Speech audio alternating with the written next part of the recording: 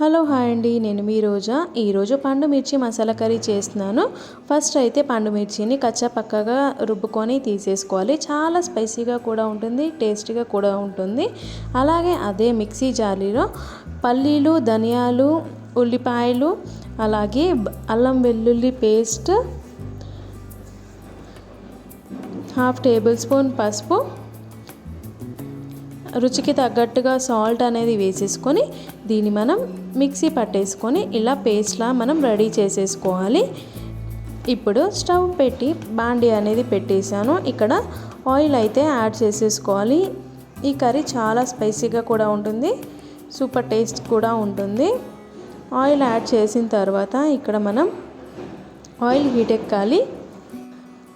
Oil heat ఎక్కిన తర్వాత మనం ఇక్కడ ఆవాలు, లైట్గా ఆవాలు వేసాను. అలాగే హాఫ్ టేబుల్ స్పూన్ జీలకర్ర, 2 రెబ్బల కరివేపాకు వేసేసి ఇక్కడ మనం కచ్చపక్కగా దంచుకున్న పండు మిర్చి అయితే వేసేసి ఇవి కొంచెం వేయించేసుకోవాలి. ఆయిల్లో వేయించేసుకుంటే కొంచెం కారం అనేది తగ్గుతుంది.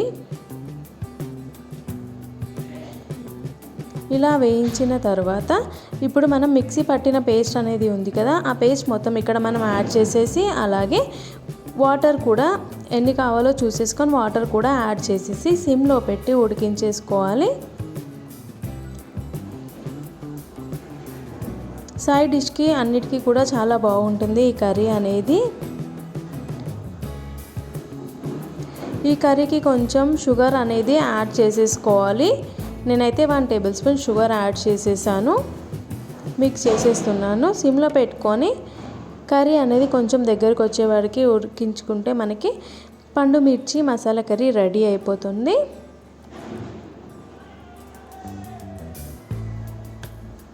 చూస్తున్నారు కదా, ఎంతో టేస్టీ అయిన రుచికరమైన పండు మిర్చి కర్రీ వేడివేడి అన్నంలోకి ఆహా అనుకుంటూ తినేయాల్సిందే. కొత్తిమీర వేసి గార్నిష్ చేసేసుకుంటే మనకి పండు మిర్చి కర్రీ రెడీ అయిపోతుంది. మళ్ళీ ఒక కొత్త రెసిపీతో మీ ముందు ఉంటాను. Thank you.